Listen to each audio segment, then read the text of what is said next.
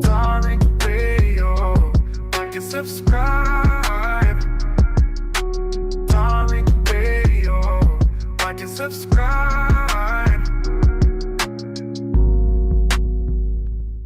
5, hop on 5. Shout out to you, brother. Shout out to you. Much obliged to speak to you, brother. I'm arguably one of your biggest students. I've been rocking with you since you stream. I'm gonna make this quick because I'm not verbose. If I can make a statement to the family.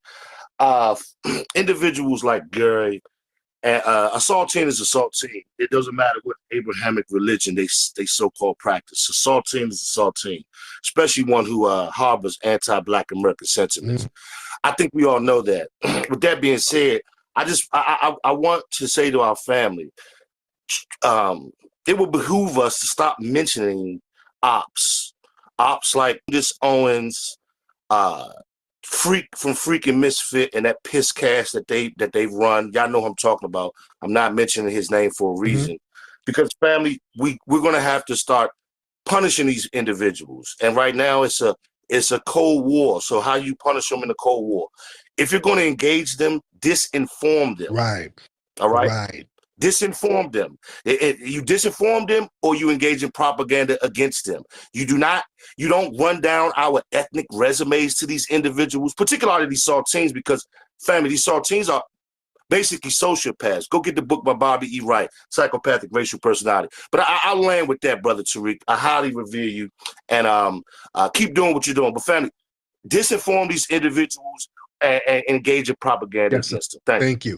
Yeah. And my brother who just called made a very good point. Certain people, we got to stop mentioning them, because we got to understand, like this guy who's Myron's, and I don't really like mentioning Myron like that, to be honest. You know, we've mentioned him and got on this bumper a few times, but recently Myron kind of trolls at me almost every day, and I ignore him because I noticed that Myron fell off. Myron Gaines, a lot of these people, they fell off. They only get clout if we mention them. Y'all notice that, family? A lot of these people who do all of this goofball internet trolling, they really only get clout if we respond to them. But that's why Gary is in here. You know, Gary's trying to get responses for his client, because his client they have no clout nowhere else. Nobody's really rocking with that dude. And a lot of these trolls, nobody really rocks with them like that.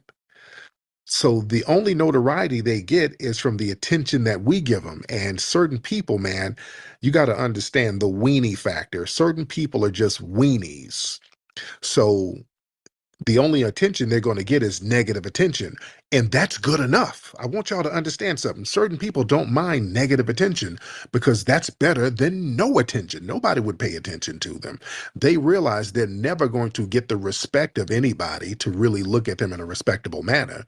That's why people like the Myrons and others, they hate on people like me, because I can come in the room and people give me attention based on the respect level they have for me. When people talk to me, it's with respect. When people tune into a Myron or some of these other people, it's like some shock value nonsense troll mess that they're watching. It's like watching a train wreck. You understand? Which makes them, the train wreck trolls, resentful towards the people like me who don't have to do that. I ain't got to do all that train wreck bullshit and troll in order to get people to listen. There's thousands of people listening right now. And I'm talking calm, like I got some damn sense. You know what I'm saying? And some of these cats really resent that. And they try to leech off of our energy in order for them to get some damn attention. Yeah? It's a very interesting dynamic.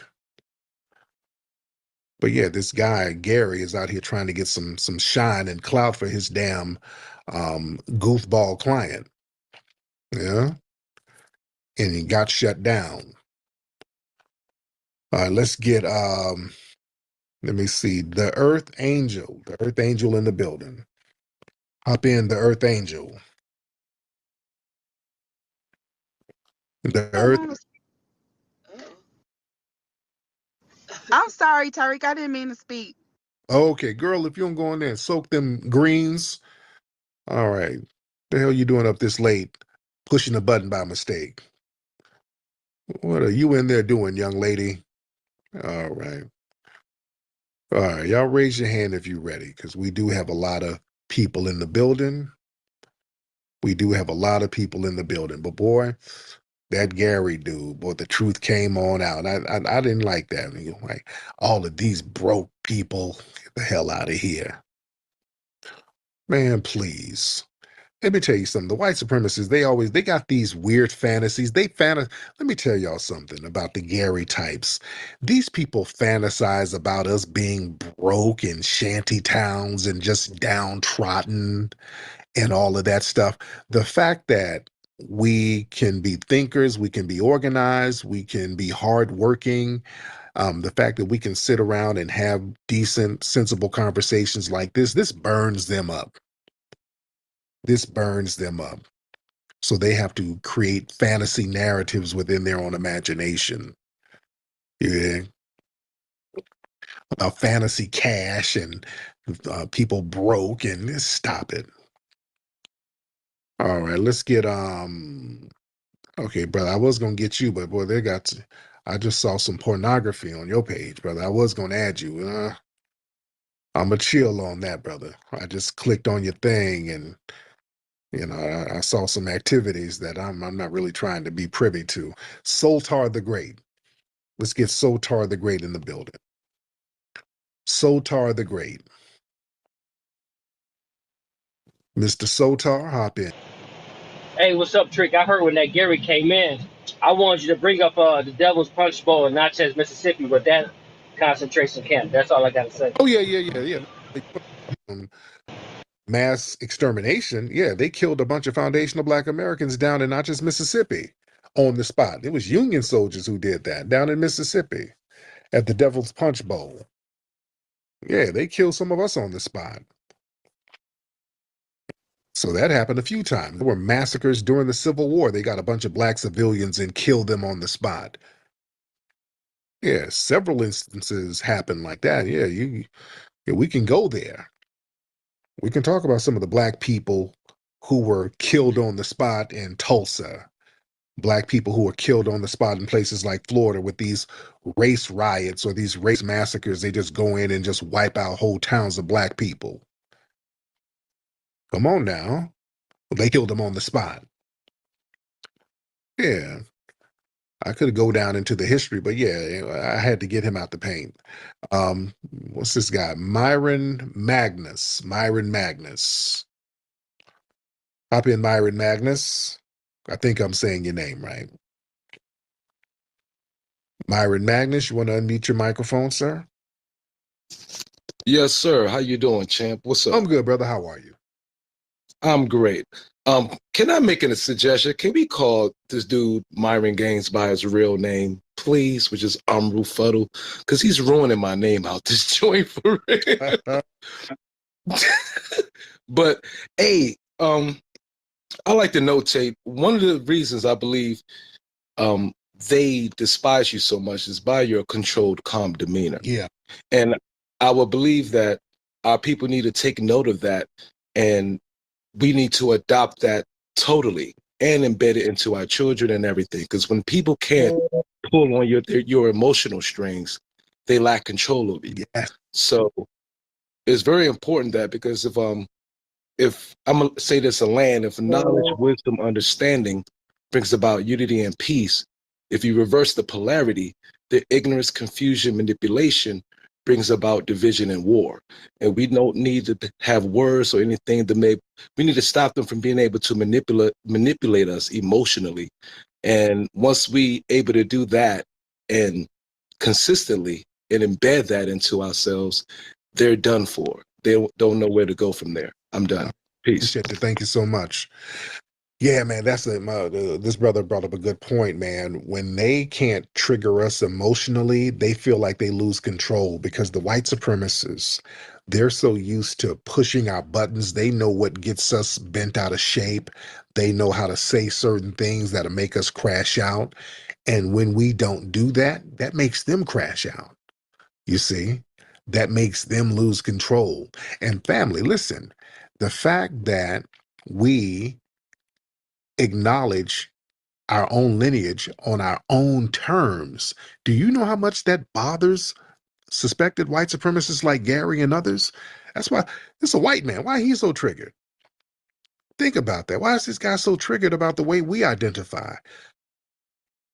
Because now that shows that we're not down to be controlled by the dominant society. We're not going to sit here and just let you name us like slaves. We said, hey, you know what? We're going to call ourselves what we want to call ourselves, and we define what our lineage is. Look how these people have lost their minds. You know why? Because that's a major step of power. You want to know what power is? When you can start naming things. That's the first step of power. See, when the Europeans, when they came over here, you know what they did? They started naming stuff. They just picked out stuff and renamed it. Okay, that right there, we're going to call that Cleveland. That right there, we're going to call that a duck. That right there, we're going to call that a turkey. That looks like the people over there in the Middle East. So that's why they started calling it turkeys, because of the red thing, like a fez almost. So yeah, that's a turkey. They just started naming animals, naming plants. They were going to take over. That was a power play. Yeah, with this island, I don't know what y'all call it. Y'all call it Haiti. Well, it's Hispaniola. We're going to call it Hispaniola. New Spain. You see? So that's the thing about power. When you start naming things, you see, and when the white supremacists came here, they saw all these people. They said, hey, you know what? You guys are going to be Indians. Yep, you're Indians. And some of you guys over here by a creek, we're going to call you Creek Indians. They just start naming people. Yeah. So when we say, hey, you know, we're going to name ourselves, we're going to identify ourselves by this name because we feel like this name has a little more dignity.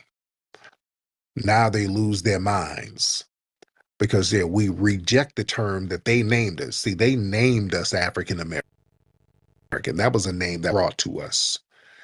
And that was a name that actually disempowered us because that made us comparable to immigrants. That name, African American, that was a name that was designed to make us comparable to immigrants. Elon Musk is African American, ladies and gentlemen, and I'm not exaggerating. He brags about that. Halfway joking, yeah. But the thing is, when people give you these names, they know what they mean. And certain names have certain disempowering energies to them. And the term African American was disempowering to us. We got to admit that. And a significant number of us, we have admitted that. Because anybody can come over here and be a damn African American. Kamala Harris is running around talking about she's African American.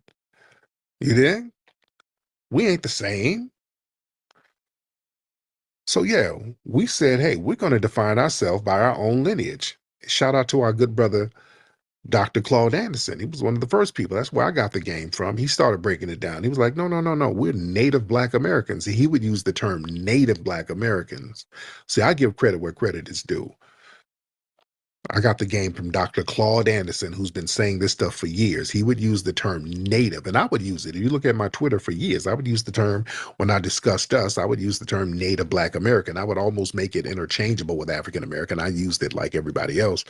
But when I would argue with Tethers, I would break down and say, hey, you know, we're Native Black Americans. But sometimes that would confuse us, even though I understood what it meant. I knew what Dr. Anderson meant.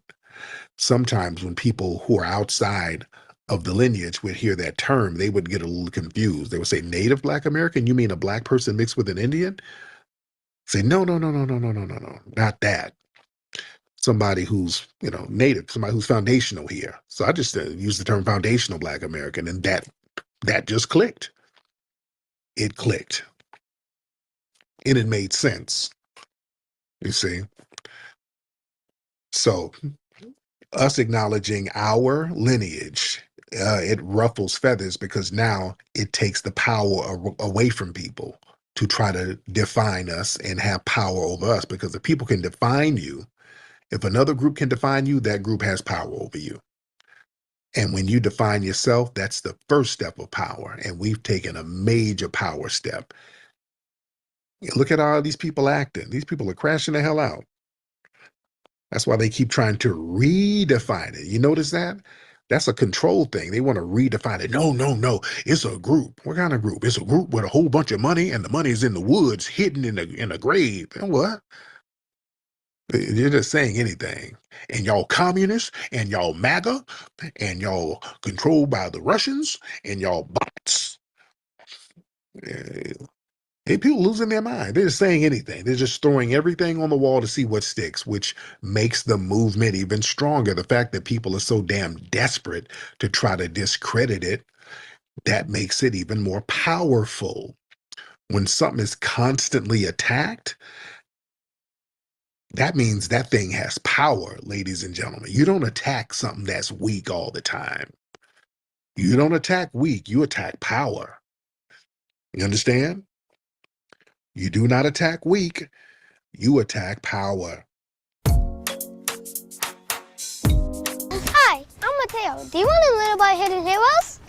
Hidden Heroes from A to Z is a cool book that tells the stories of amazing black heroes you might not know about. You'll meet inventors, you'll meet explorers, and leaders who change the world. It's fun, inspiring, and you can learn so much.